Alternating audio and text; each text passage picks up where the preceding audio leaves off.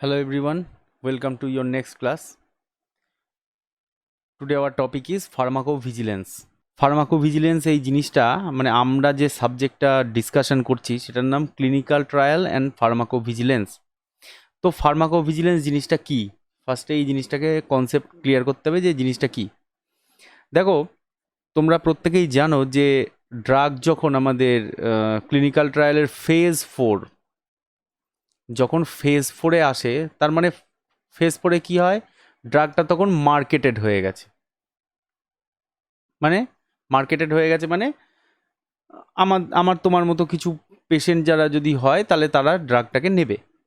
এখন আমরা ফেজ 4 থেকে কি জানতে পেরেছিলাম, ফেজ 4 একটা লং টার্ম মানে অ্যাসেসমেন্ট। আর একটা কি, ফেজ 4-এ অনেক সাবজেক্ট লাগে। ঠিক আছে, তুমি যত বেশি সাবজেক্টের ওপরে করতে পারবে তত তোমার ডেটাতে অ্যাকিউরেসি আসবে। এখন যদি ড্রাগটা ফেজ 4-এ চলে আসে, তাহলে কোম্পানির কি সব দায়িত্ব শেষ হয়ে গেল? আমি ব্যাস মার্কেট করে দিলাম, এখন আমি শুধু পয়সা কামাবো আর বসে বসে সেই লাভের গুড় খাবো? সেটা তো হয় না। তো এই লং টার্মে আমাদের কি করতে হয়, ড্রাগের কোনো অ্যাকশান আছে কিনা, মানে ব্যাড ব্যাড ইন্টারাকশান আছে কিনা, ব্যাড ইন্টারাকশান আছে কিনা সেটাকে ডিটেক্ট করা হয় ফেজ 4-এ। তো এই যে সার্ভিলেন্সটা ড্রাগের ওপরে, স্পেসিফিক কোনো ড্রাগের ওপরে এই যে একটা সার্ভিলেন্স, এইটাকে বলে ফার্মাকোভিজিলেন্স। এটাকে ফার্মাকোভিজিলেন্সও বলে, অথবা এটাকে পোস্ট মার্কেটিং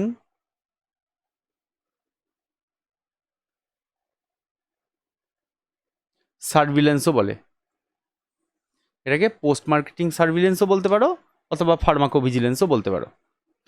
ম্যাটারটা কি হয়, আমার তোমার মতো হাজার একটা পেশেন্ট আছে, তারা এক একটা ডক্টরের কাছে যায়। এটা ধরো ডক্টর, ডক্টরের কাছে গেল, এরকম প্রচুর পেশেন্ট আছে, এরা ডক্টরের কাছে গেল, গিয়ে ডক্টরের কাছ থেকে কোনো একটা ওষুধ আনলো। ডক্টর কি করবেন, এদের থেকে ডেটা নেবেন। এই তোমাকে যে আগের দিন এই ওষুধটা দিয়েছিলাম, কি অ্যাকশন হয়েছিল? বা তুমি ধরো ডাক্তারের কাছে গেলে না, ডাক্তার বলে যে এই ওষুধটা খান, খেয়ে 15 দিন বাদে এসে আপনার স্টেটাসটা জানিয়ে যাবেন। তো এই যে তুমি জানিয়ে যাও ডাক্তারের কাছে, না ডাক্তারবাবু ভালো আছি, বা ডাক্তারবাবু এতে কাজ হয়নি, এই যে ইনফরমেশনটা, এই ইনফরমেশনটা এমআর এর থ্রু এটা কোম্পানি অবধি পৌঁছায়। ঠিক আছে, কোম্পানি অবধি পৌঁছায় যে আহ, এই ড্রাগের এরকম একটা অ্যাকশন আসছে, তখন ওরা সেটা নিয়ে আরও রিসার্চ করে, সেটা গেল। তো কোম্পানি কি করে, এই এমআর যারা থাকে তাদেরকে বলা থাকে যে তুমি কোনো ড্রাগের কোনো রকম ইন্টারাকশন যদি পাও তাহলে তুমি জানাবে। এবার কোম্পানিগুলো কি করে, এদের তো প্রচুর কাজ, তো সেই জন্য এই ভিজিলেন্স করার জন্যে এরা কি করে, বিভিন্ন আইটি কোম্পানিগুলোকে হায়ার করে। এখানে কিছু আইটি কোম্পানি থাকে, যেমন ধরো তোমার কগনিজেন্ট, যেমন ধরো তোমার টিসিএস, অ্যাক্সেঞ্চার। এরা কি করে, এরা পার্টিকুলার কোনো একটা প্রজেক্ট পায়। প্রজেক্ট মানে কি, কোম্পানি বলল যে আজকে আমার ধরো ড্রাগ বি, এই ড্রাগ বিটা ধরো এই কোম্পানি বানিয়েছে, আমার এই ড্রাগ বি এর ওপরে এত একটা সার্ভিলেন্স চাই, তুমি এটা করে দাও, সেজন্য তোমাকে এত পয়সা দেবো। তো এরা কি করলো, এরা ওই সার্ভিলেন্সটা করতে শুরু করলো। তো সমস্ত ডেটা এদের কাছে গেল, এর থেকে কোম্পানিতে গেল, এটা পরেকার ম্যাটার। কিন্তু এইভাবে কোনো একটা ড্রাগের মধ্যে একটা সার্ভিলেন্স চলতে থাকে, দ্যাট ইজ কল্ড ফার্মাকোভিজিলেন্স। তো এবার আর একটু কিছু জানিয়ে রাখি যে ফার্মাকোভিজিলেন্স জানতে গেলে কি কি জানতে হবে। দেখো, আমাদের ফার্মাকোভিজিলেন্স মানে কি, একটা অ্যাক্টিভিটি। মনে রাখবে সব সময়, ফার্মাকোভিজিলেন্স ইজ এ অ্যাক্টিভিটি। কেন অ্যাক্টিভিটি? এই অ্যাক্টিভিটিটার মধ্যে বিভিন্ন জিনিস পারফর্ম করতে হয়। কেমন জিনিস? এই পেশেন্টের থেকে ডেটা নেওয়া, সেই ডেটা অ্যানালাইসিস করা, সেই ডেটা অ্যানালাইসিস করে নিয়ে কম্পাউন্ডটাকে চেক করা, কম্পাউন্ডে যদি গোলমাল থাকে তাহলে কম্পাউন্ড চেঞ্জ করা, তার জন্য রিকুইজিশন দেওয়া, হেন তেন প্রচুর কাজ আছে। তো এটা একটা অ্যাক্টিভিটি, পোস্ট মার্কেটিং একটা অ্যাক্টিভিটি। তো এইটা করে আমরা কি দেখতে পারি? আমরা দেখতে পারি ডিটেকশন, ঠিক আছে, তারপরে তোমার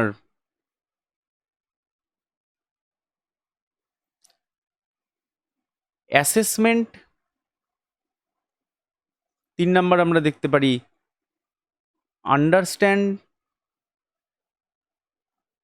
আন্ডারস্ট্যান্ডিং, নাম্বার 4 তোমার প্রিভেনশন। কি কি প্রিভেনশন থাকবে, কিসের এই জিনিসগুলো, কিসের এই জিনিসগুলো হলো তোমার অ্যাডভার্স এফেক্ট। ক্লিয়ার? এবার এই অ্যাডভার্স এফেক্টটা তোমাকে একটু ভালো করে জানতে হবে, অ্যাডভার্স এফেক্টটা একটু বুঝতে হবে কি জিনিস। দেখো, ভালো করে বোঝার চেষ্টা করো।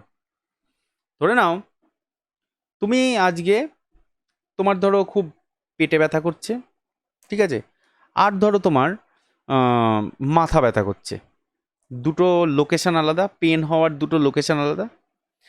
তো তুমি কি করলে, তুমি একটা ড্রাগ নিলে, ধরো ড্রাগ এ, তুমি ড্রাগ এ এটাকে খেলে, যেই খেলে কি হলো, তুমি কি পারপাজে খেলে, তুমি খেলে এটা তোমার পেটে ব্যথা করছিল, তার মানে স্টমাকে।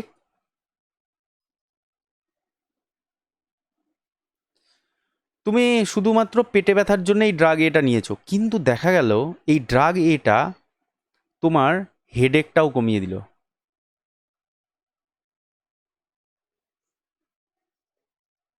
ঠিক আছে, তার মানে তুমি পারপাজে খেয়েছো তোমার পেটে ব্যথার জন্যে, তুমি কিন্তু এই যে একটা এফেক্ট পেলে, তুমি মাথা ব্যথাটা কমলো, মাথা ব্যথা তো কমা উচিত ছিল না, তুমি তো খেয়েছো অ্যান্টাসিড, অথবা তুমি অন্য কোনো একটা ওষুধ খেয়েছো যে ওষুধটার নাকি ব্রেনের ওপরে কোনো অ্যাকশানই নেই, এই ড্রাগটা শুধুমাত্র পেটে ব্যথা কমানোর জন্যই ইউজ হয়। তো সেই জন্য তুমি পেটে ব্যথা কমানোর ওষুধ খেয়েছো ড্রাগ এ, কিন্তু তুমি একটা এফেক্ট এই ড্রাগ এটার পেলে, যে এই ড্রাগটা তোমার মাথা ব্যথাটাকেও কমিয়ে দিল। তার মানে এই জিনিসটা তুমি অ্যাজ এ পার্সন, তোমার জন্যে এই এফেক্টটা ব্যাড অর গুড? অবশ্যই এ ব্যাপারটা গুড। কেন? আমি একটা পারপাজে আমি ওষুধ খেয়েছি, কিন্তু আর একটা পারপাস সলভ হলো, যে জিনিসটা আমার বডির জন্যে ভালো হলো। হেডেক কমে যাওয়া মানে, হেডেক যে কমে গেল, এটা তো তোমার ভালো এফেক্ট। কিন্তু এই যে হেডেক কমবে এটা তোমার ধারণাই ছিল না, তার মানে এটা একটা আনডিজায়ারেবল এফেক্ট, আনডিজায়ার্ড এফেক্ট। একটা হলো তোমার আনডিজায়ার্ড এফেক্ট, আর হলো তোমার গুড এফেক্ট। তার মানে এই দুটো জিনিস তোমার ঘটলো, যেটা তোমার আনডিজায়ার্ড ছিল, ভালো ছিল না, মানে তোমার এক্সপেক্টেড ছিল না যে এটা মাথা ব্যথাও কমাতে পারে। তো এটা একটা ড্রাগের সাইডের একটা তুমি এফেক্ট পেলে, হলো। আবার ধরো তোমার কোনো দিন শুধুমাত্র পেটে ব্যথা করছে, তুমি এখানে নিলে ড্রাগ এ, ধরো তুমি ড্রাগ বি নিলে এখানে, তোমার আবার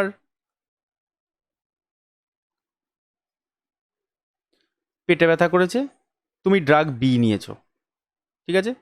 তো তুমি পেটে ব্যথা কমানোর জন্য ওষুধটা খেলে, ধরো ড্রাগ বিটাও পেটে ব্যথা কমায়, তো তোমার পারপাসটা কি, তুমি পেটে ব্যথা কমাবে, সেই জন্য তুমি ড্রাগ বি নিয়েছো।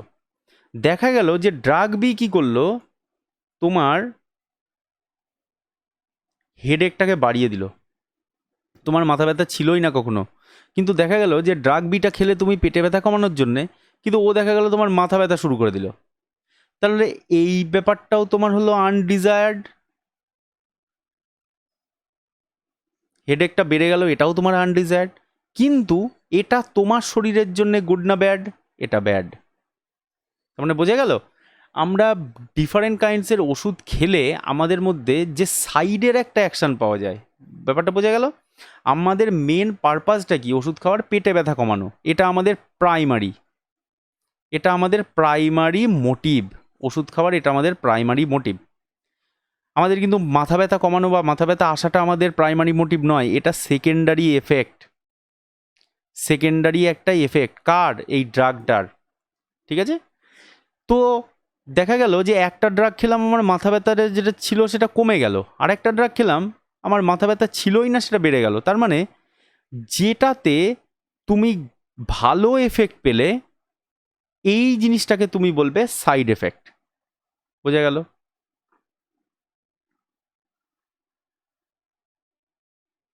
এই যে যেটাতে তোমার মাথা ব্যথাটা কমে গেল, এটা যেটা তোমার শরীরের জন্য যেটা ভালো, এটাকে তুমি বলবে সাইড এফেক্ট।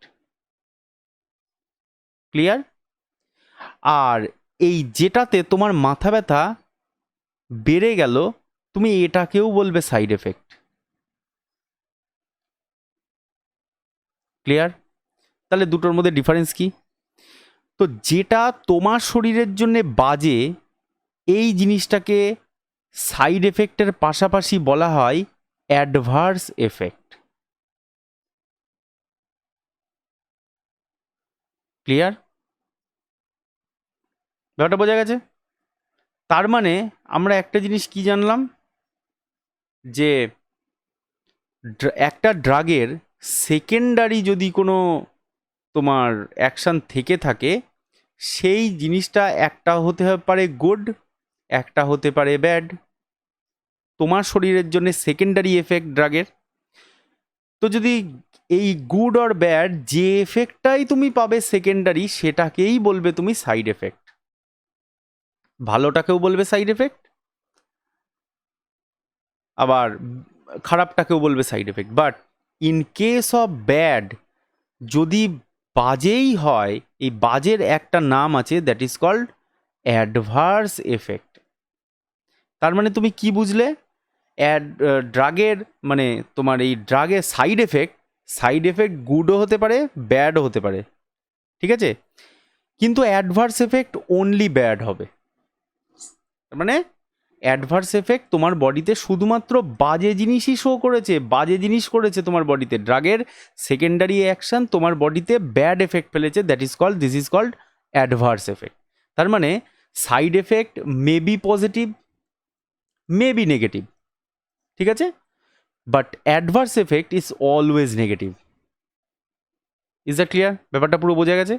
তার মানে আমরা এটা থেকে কি জানবো?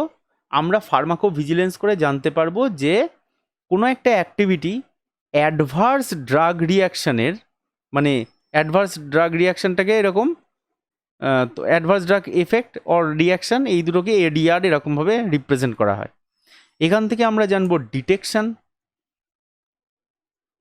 অ্যাসেসমেন্ট, ঠিক আছে? আমরা জানবো তোমার আন্ডারস্ট্যান্ডিং, আর কি জানবো? প্রিভেনশন। ড্রাগটার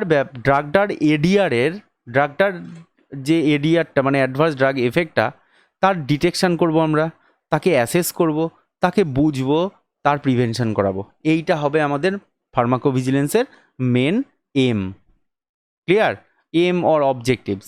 is that clear? পুরোটা ক্লিয়ার যে অ্যাডভার্স এফেক্ট আর সাইড এফেক্টের মধ্যে কি ডিফারেন্স বোঝা গেছে? Very good. আচ্ছা, এবার বোঝা গেছে তো যে অ্যাডভার্স এফেক্টটা কী জিনিস? তো আমি তোমাদেরকে যদি একটা এক্সাম্পল দিই, ফার্স্টে কী হতো না, ক্লোরোফর্ম দিয়ে আমাদের অ্যানাস্থেটিক্স ইউজ করা হতো, ক্লোরোফর্ম অ্যাজ এ অ্যানাস্থেটিক্স ইউজ করা হতো। তো দেখা গেল যে এই ক্লোরোফর্ম ইউজ করার ফলে কি হলো, একটা পেশেন্ট মারা গেল। এরকম একটা রিপোর্ট আসলো যে অপারেশন সাকসেসফুল হতে যাচ্ছিল, কিন্তু ক্লোরোফর্ম দিয়ে আমরা যখন অ্যানাস্থেটাইজ করেছি পেশেন্টটা মারা গেল। তো আমরা ক্লোরোফর্মকে বাদ দিয়ে দিলাম, এখন আর ক্লোরোফর্মকে ওরকমভাবে ইউজ করা হয় না, খুব রেয়ার কেসে ইউজ হয়। ক্লোরোফর্মের সাথে ক্লোরোফর্ম বলছি, এখন হ্যালোথেন ইউজ হয়, নাইট্রাস অক্সাইড ইউজ হয়। ক্লোরোফর্ম এখন অবসোলেট হয়ে গেছে বা করা হয় না, এটা একটা রিজন। দ্বিতীয় নাম্বার আর একটা কীরকম আমাদের কাছে ডেটা ছিল, সেটা হলো তোমার এই যে সালফানিলামাইড বলে একটা ড্রাগ ছিল,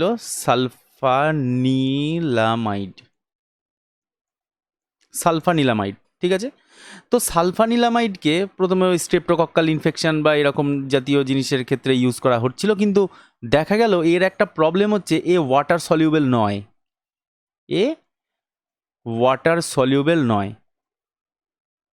তাহলে এটা কিসে সলিউবেল? দেখা গেল যে এটা ডাইইথাইল গ্লাইকল এই জিনিসটার মধ্যে এই সালফানিলামাইডটা সলিউবেল হয়ে যায়। তো এটা দিয়ে তোমার এলিক্সার বানানো হলো, যেটা হিউম্যানের ক্ষেত্রে অনেক এটা পপুলার ড্রাগ হলো। কিন্তু দেখা গেল যে এই সালফানিলামাইডের মানে এই যে মেডিকেশনটা খেয়ে এই diethyl glycol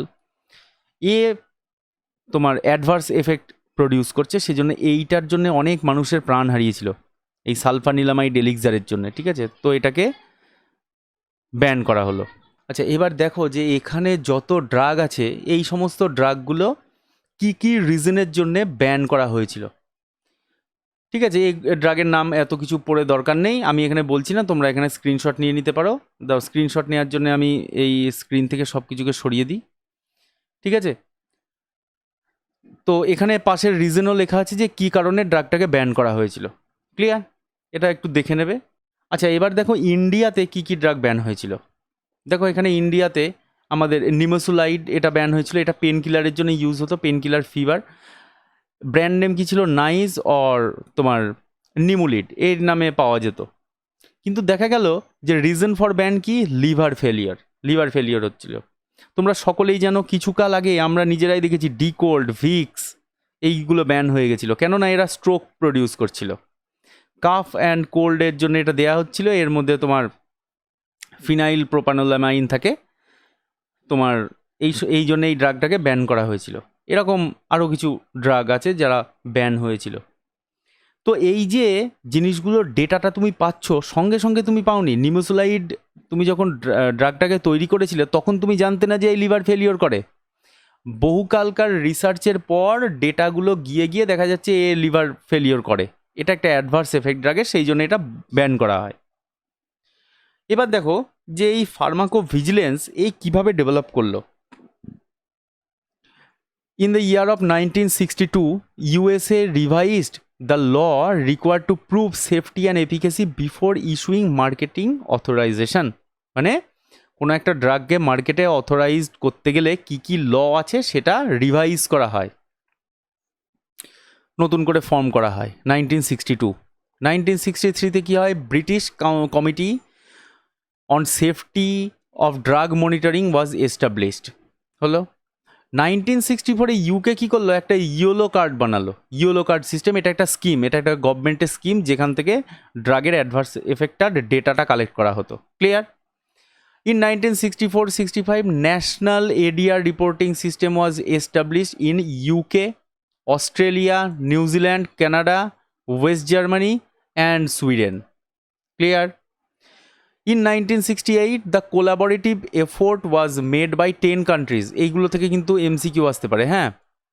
10 countries to cooperate with WHO for international drug safety monitoring. আমি একটু পরেই তোমাদের কাছে আসবো জিনিসটা কিভাবে ফ্লো ওয়াইজ কী করে যায়।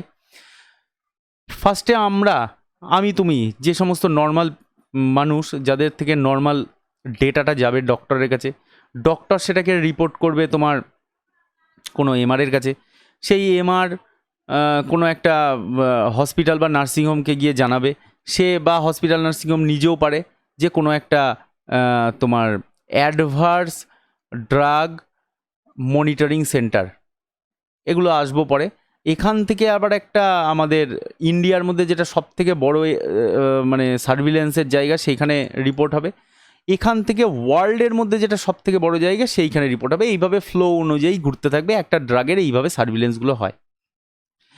In 1978 who centre moved from Geneva, Geneva হচ্ছে সুইজারল্যান্ডে, ঠিক আছে, টু আপসালা, এটা যেন মনে থাকে। আপসালা এটা তোমার হচ্ছে সুইডেন, সুইডেনে তোমার যে স্টকহোম আছে, স্টকহোমের পাশেই এই জায়গাটা আপসালা। তো এইখানেই সব থেকে ড্রাগ মনিটরিং সিস্টেম বা ড্রাগ মনিটরিং ডেটা কালেক্টর এখানে রাখা আছে। এই আপসালা ডেটা রিপোর্টিং সেন্টার যেটা, এখানে সমস্ত পৃথিবীর ডেটা এখানে গিয়ে স্টোর হয়। Is that clear? In 1986 ADR monitoring system for India was proposed. এইখান থেকে আমাদের দেশের এডিআর মানে আমাদের দেশের ফার্মাকোভিজিলেন্স স্টার্ট 1986 থেকে। ক্লিয়ার? ইন 1997 ইন্ডিয়া জয়েন্ট হু এডিআর মনিটরিং প্রোগ্রাম, ঠিক আছে। হু এর সাথে কোলাবোরেশন করে আমরা মনিটরিং সিস্টেমটাকে আমরা জয়েন্ট হ্যান্ড করলাম, বা আমরা এখানে থেকে স্টার্ট করলাম 1997 থেকে। In 2004 to 2008 national pharmacovigilance programme by ICH was founded হলো। ইন 2004 the pharmacovigilance program for India was implemented. এই 2010 থেকে তোমার ফার্মাকোভিজিলেন্স প্রোগ্রামটা আমাদের ইন্ডিয়ার জন্যে আস্তে আস্তে গ্রো আপ করে। তো এবার দেখো অর্গানাইজেশন ইনভলভড ইন ফার্মাকোভিজিলেন্স। কি অর্গানাইজেশন? ফার্স্টে আছে আমাদের হু। হু হচ্ছে ওয়ার্ল্ড হেলথ অর্গানাইজেশন, ও সবার মাথা, ঠিক আছে, এটা হলো তোমার ওয়ার্ল্ড হেলথ অর্গানাইজেশন, জানো ওই জন্য আমি আর লিখলাম না। এরপরে আর একটা আছে তোমার CIOMS, মানে কি জিনিসটা? কাউন্সিল অফ ইন্টারন্যাশনাল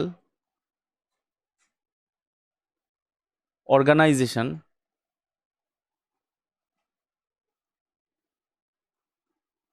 কি, council of international organization of medical science,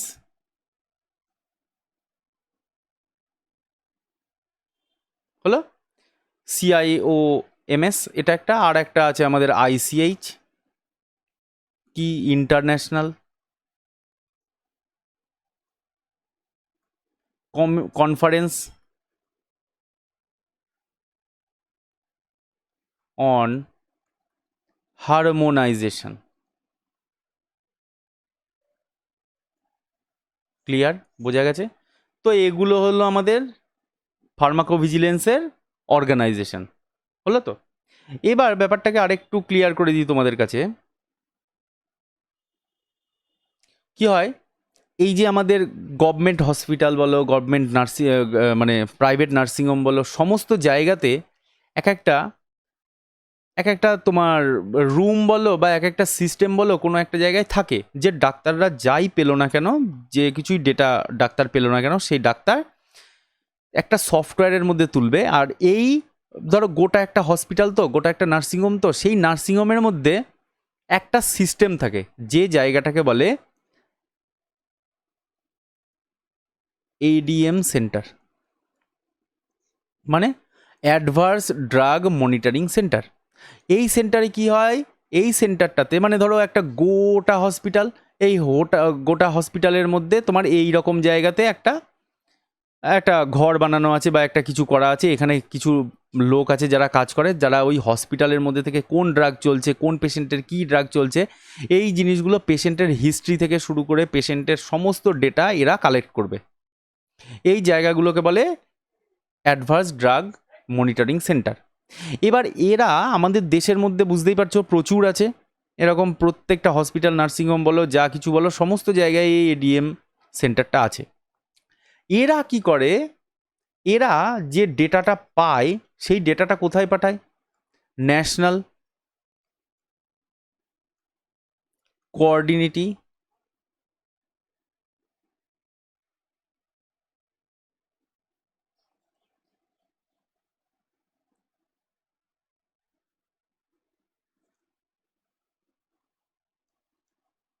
coordinating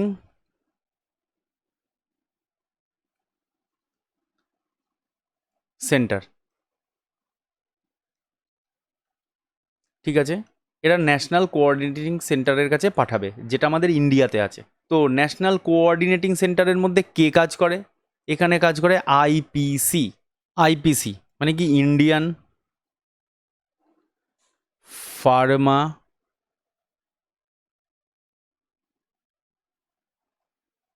কোপিয়া commission,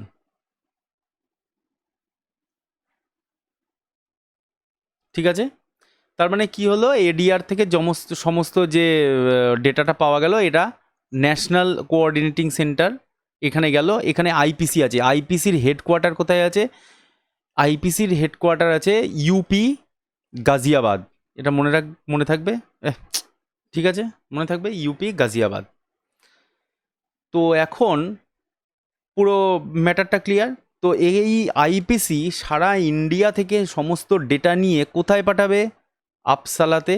কোথায় এটা? এটা একটু আগেই বললাম, এটা আছে আমাদের সুইডেনে। এখানে পাঠিয়ে দেবে। এরা এই পেশেন্টের অ্যাডভার্স ড্রাগ রিয়াকশানটা সারা পৃথিবীর যত অ্যাডভার্স এফেক্ট আসছে, মানে কোনো একটা পার্টিকুলার ড্রাগের, ধরে নাও আহ,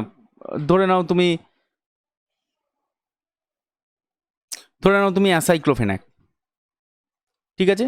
অ্যাসাইক্লোফেনাক ড্রাগটা ইউজ হচ্ছে, তার কি অ্যাডভার্স এফেক্ট আসছে এটা আমরা জানি না, হয়তো দেখা গেল 5 বছর বাদে অ্যাসাইক্লোফেনাককে বন্ধ করে দিল, এটা হয়তো কার্ডিও টক্সিক এফেক্ট এর আছে, হতেই পারে। ধরে নাও এটা আপসালাতে এখন এর রিপোর্টিংটা চলছে, তো এই রকমভাবে একটা ফ্লো চার্টের মধ্যে দিয়ে আমাদের এই অর্গানাইজেশনটা ওয়ার্ক করে, আর এইভাবেই আমাদের এই ফার্মাকোভিজিলেন্সটা চলে। আচ্ছা, এইবার দেখো এই ফার্মাকোভিজিলেন্সের প্রচুর এরকম পয়েন্ট আছে, গ্লসারি। আচ্ছা, এবার দেখো এখানে লেখা আছে গ্লসারি অফ টার্মিনোলজিস। তার মানে কি, ফার্মাকোভিজিলেন্স করতে করতে তোমার কি কি টার্মগুলোর সাথে তুমি ফ্যামিলিয়ার হবে, ঠিক আছে, সেই সমস্ত টার্মের ব্যাপারে এখানে লেখা আছে। এটা প্রচুর বড়, অনেক এখানে টার্ম আছে, তো এইখানে বোঝানোর কিছুই নেই। এটা এই ডকুমেন্টটা আমি তোমাদেরকে দিয়ে দেবো, এটা দেখে নিও একবার। যেমন ধরো এখানে আছে অ্যাবসলিউট রিস্ক। কি লেখা আছে? Risk in a population exposed person, the probability of an event affecting members of particular population। কীরকমভাবে মানে বলতে চাইছি যে এখানে রিস্কের রেশিওটা কি, 1/1000 নাকি 5000-এর মধ্যে 1? কি রিস্ক আছে, তুমি যে ড্রাগটা নতুন এনেছো সেই ড্রাগটা কীরকম রিস্ক ফ্যাক্টর আছে। এবার বলে রাখি, এই যে ফার্মাকোভিজিলেন্সের যেগুলো একটু আগে দেখলে, যে এডিআর মনিটরিং সেন্টার যেগুলো আছে, সেখানে সমস্ত স্ট্যাটিস্টিক্যাল ডেটাগুলোকে তোমার অ্যানালাইসিস করা হয়। এমন নয় যে এ বলেছে এটা খেয়ে আমার পেটে ব্যথা করেছে, সেইটা নিয়ে কালচার শুরু হয়ে গেল, তা না। এখানে যা কিছু হবে সব স্ট্যাটিস্টিক্যাল ডেটা, আর স্ট্যাটিস্টিক্যাল ডেটার উপরে ডিপেন্ড করে এই সমস্ত জিনিসগুলোকে অ্যাসেসমেন্ট করা হবে। ক্লিয়ার? এরপরে অ্যাডভার্স ইভেন্ট, এটা জেনেছো। অ্যাডভার্স ড্রাগ রিয়াকশান জানো। অ্যালোপ্যাথি মেডিসিন কিছু বোঝানোর নেই। অ্যালোপ্যাথি মেডিসিন কী হতে পারে? সিনথেটিক একটা প্রোডাক্ট হতে পারে, অথবা কোনো ন্যাচারাল সোর্স থেকে তার ক্রুড প্রোডাক্ট নিতে পারো। অ্যাসোসিয়েশন মানে ইভেন্ট অ্যাসোসিয়েশন ঠিকঠাক হচ্ছে নাকি, এই যে but not necessary linked as cause and effect, মানে কি ইভেন্ট অ্যাসোসিয়েটেড ইন টাইম, মানে ইভেন্ট যখন হচ্ছে, মানে ফার্মাকো ভিজিলেন্সের কাজ যখন হচ্ছে, তখন কোন কোন জিনিসের সাথে তোমার অ্যাসোসিয়েশন আছে, কোন কোন কোম্পানি, কোন কোন মানে হিউম্যান বিইং, কোন কোন ডাক্তার, কোন কোন প্র্যাকটিশনার্স, কারদের সাথে তোমার অ্যাসোসিয়েশন আছে, সেইগুলোকে এখানে এনলিস্ট করতে হবে আর কি। তারপরে ধরো অ্যাট্রিবিউটেবল রিস্ক, এটা কি বলছে? Difference between the risk in an exposed population. তার মানে কি, যারা অ্যাবসলিউট রিস্কের মধ্যে ছিল, মানে ওই 1/5000, তারা এক্সপোজড পপুলেশন। আর কি না, যারা আনএক্সপোজড পপুলেশন, তাদের মধ্যে ডিফারেন্সটা কি, সেইটা হচ্ছে তোমার অ্যাট্রিবিউটেবল রিস্ক। এবার বায়োলজিক্যাল প্রোডাক্ট, কিছু বোঝানোর নেই। তারপরে চলো তুমি এখানে ক্যাজুয়াল রিলেশনশিপ, কি মানে একটা ড্রাগ তুমি এখানে দিয়েছো, তার সাথে সাথে আর একটা এফেক্ট কাজ হয়েছে, এই জিনিসটাকে বলে যে কোন ট্রিটমেন্ট তুমি চালাচ্ছ আর তার সাথে কি এফেক্ট তুমি পাচ্ছ, দুটোকে বলে ক্যাজুয়াল রিলেশনশিপ। এরকম তো তোমরা কি করবে, এই জিনিসগুলোকে জাস্ট একবার দেখো। এইসব কিছু মনেও রাখতে পারবে না, এইসব কিছু আসবেও না এক্সামে, জাস্ট জেনে রাখা একটু। এই ডকুমেন্টটা আমি তোমাদেরকে দিয়ে দেবো, একটু পড়ে দেখো। আচ্ছা, তারপরে এইখানে দেখো ইম্পর্টেন্ট, এটা কেম ফ্লো, এটা মনে রাখবে। কেম ফ্লো মানে কি, একটা সফটওয়্যার। কে এটা করেছে? এই যে আপসালা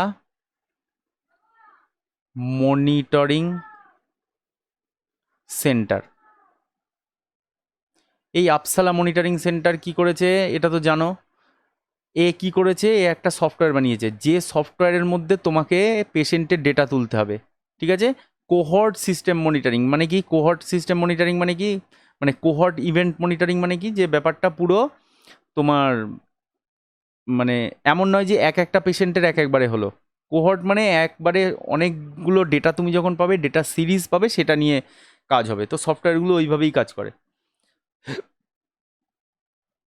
তারপরে দেখো ক্লিনিক্যাল ট্রায়াল, জানো, কিছু বলার নেই।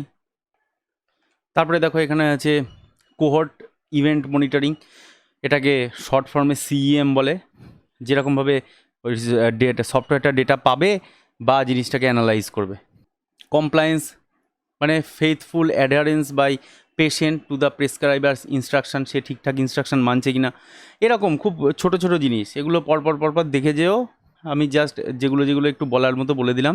তারপরে দেখো এখানে আছে ডেটা মাইনিং, হুয়ের মতামত অনুযায়ী বা হুয়ের গাইডলাইন অনুযায়ী তুমি কোনটাকে ক্রিটিক্যাল টার্ম বলবে, সেই জিনিসটা আর কি। ডিসপ্রপোর্শনালিটি অ্যানালাইসিস, এটা যখন পড়বে তখন দেখবে যে এখানে এই যে শর্ট ফর্মগুলো লেখা আছে না, রিপোর্টিং, অড রেশিও, ROR, এই জিনিসগুলোকে একটু ভালো করে দেখে নিও। যতটা মনে রাখার চেষ্টা করবে ততই ভালো। ঠিক আছে, প্রপোর্শনাল রিপোর্টিং রেশিও, পিআরআর, এরকমভাবে কিছু এমসিকিউ আসে এখান থেকে। ঠিক আছে, এমন কিছু বেশি কিছু আসে না, এমসিকিউ জন্য একটুখানি চোখ বুলিয়ে রেখো, ঠিক আছে। আচ্ছা, তারপরে ধরো epidemiology, science concerned with the study of the factor determining and influencing the frequency of the distribution of disease, ওটা বোঝা গেল। আচ্ছা, তারপরে এসেনশিয়াল মেডিকেশন, এই জিনিসটা পরপর আছে, আমি সেটা তোমাদেরকে পুরোটা দেখালাম না, ভিডিও বড় হয়ে যাবে বলে ডকুমেন্টটা দিয়ে দেবো, একটু দেখে নিও কেমন। আজকের ভিডিও আর বেশি লম্বা করছি না, এখানেই শেষ করলাম। সকলে ভালো থেকো, বাই।